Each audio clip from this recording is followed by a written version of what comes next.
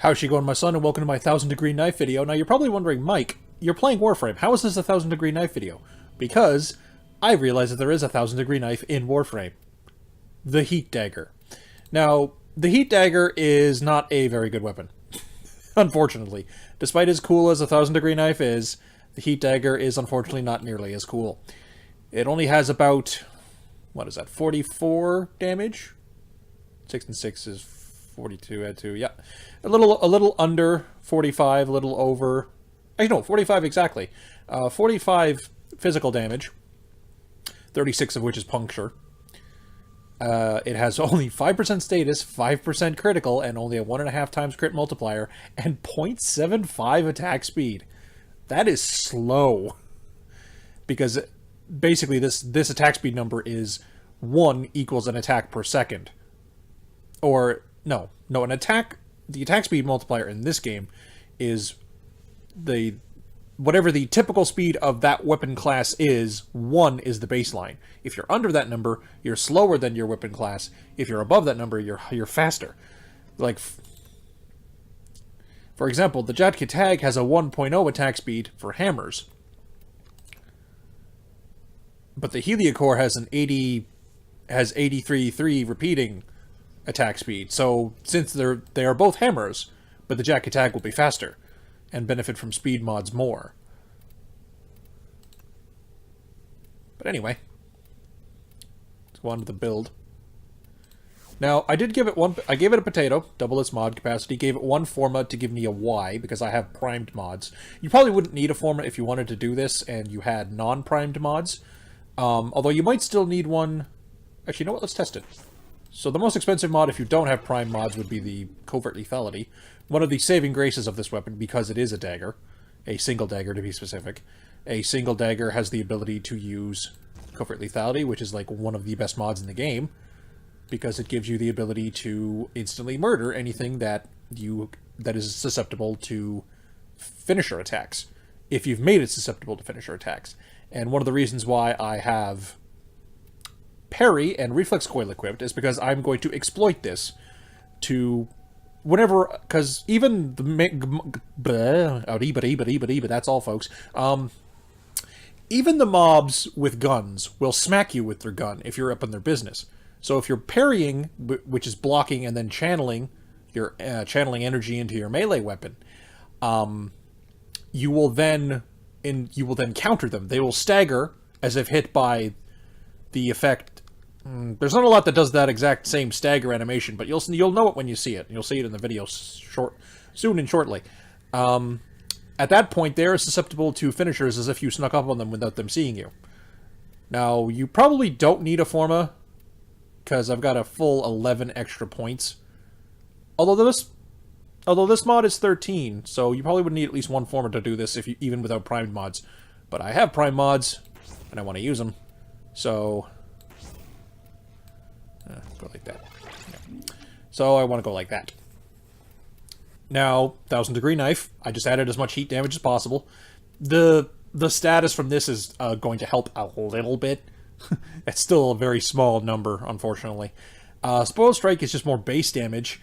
If you really don't like the attack speed penalty, which I can understand, you could, and if you wanted to put more forma in, primed reach or just regular reach wouldn't be bad, because then you could, because this weapon's ground slam is a flaming ring that, a flaming ring, a flaming ring, okay, no more biological interruptions, is a flaming ring that will ignite any enemy it touches instead of knocking them down like a regular ground slam attack does, which actually keeps them in place longer, so it's a lot easier to take them out when they're like, oh god, I'm on fire. That animation is happening. Also, you should fully level your prime mods, but I'm lazy and cheap. So sue me. Okay, so that's the build setup. I'm using Valkyr because she's one of the most durable frames in the game. Has the most armor. I'm pretty damn sure she still has the most armor, even after people like Inaros. Well, actually, I know Inaros has less armor, and I'm pretty sure even like fully evolved Nidus has less armor, even with the same mods equipped. But yeah, that's a lot of armor. So I can get right into the enemy business and stab them in the face with my 1,000 Degree Knife. So, our first target. with the Grineer. Now, the Grineer have armor, which is annoying. However, almost every Grineer is a humanoid target, which means they're susceptible to finisher moves, meaning a parry can easily set them up to getting instantly murdered with a stab to the face, whether the knife be 1,000 degrees or not. There is a large platoon of Grineer Marines stationed here. Also, because I am Valkyr, I can use, well, Warcry just to attack faster, but what I was actually doing is, once I have enough energy again... Come on. Okay, that's actually enough energy, because paralysis is stupid cheap. It's literally the cheapest ability in the game that actually costs energy. Oh, and that actually happens to be the animation that the enemies do when you parry them. Haha. 2 birds with 1 stone. Does that staggery, like, whoa, lost my balance animation. And then you get to instantly kill them. That would kill him if he was level 1, level 30, I believe this is the level I'm at the moment, or level 1 million, assuming the level 1 million slap didn't kill me, which it might have, because parrying does not prevent all damage, but, you know, still would have done some work.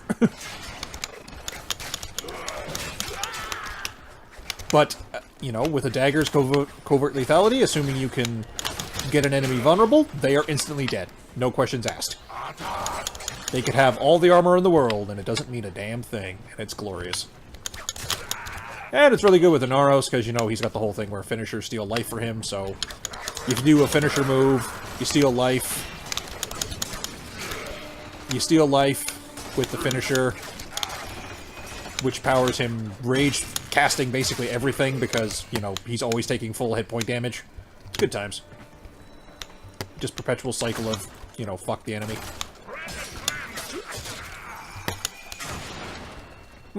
I wonder if I'm doing more than their maximum hit point total because I'm channeling while I do it, or if covert lethality is just like a final thing on the calculation that goes, oh, this is a dagger finisher, just kill him completely.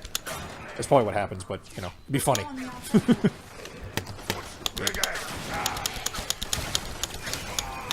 Actually landed on one guy doing the slam there. Whoa, crap! I went right the fuck off the map.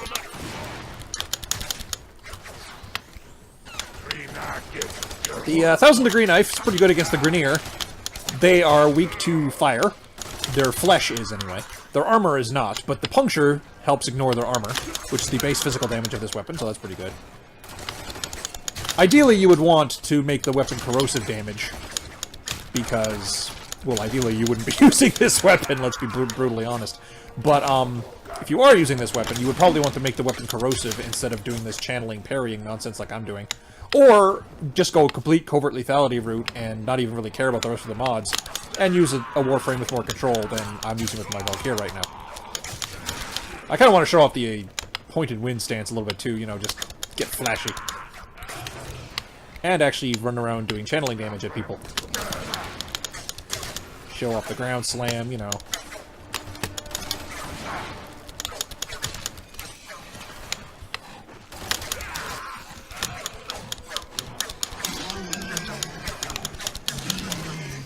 Targets that are below your hips are a little hard to hit with daggers sometimes. It's kind of annoying. Ah, I had a bomb on my arse. Didn't even notice. Damn it. Doors are locked. Time to break in. Okay. So there isn't much more to say about the 1,000 degree knife in Warframe, the heat dagger. Other than that, there's a small class of weapons that are all heat weapons. There's a heat dual swords, which is literally the heat sword and the heat dagger. Although I don't believe you don't need to make both of them, but you do, it looks like you used a heat dagger and a heat sword to make a dual weapon. And then there's the heat sword itself.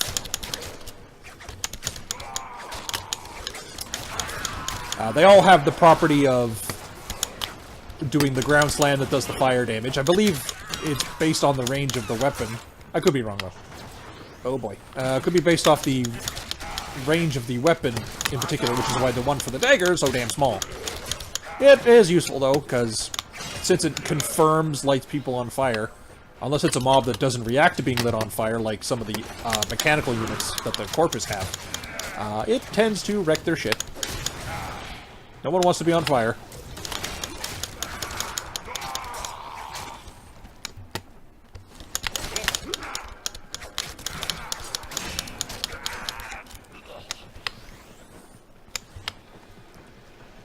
So, this was my my attempt at a 1000 degree knife video.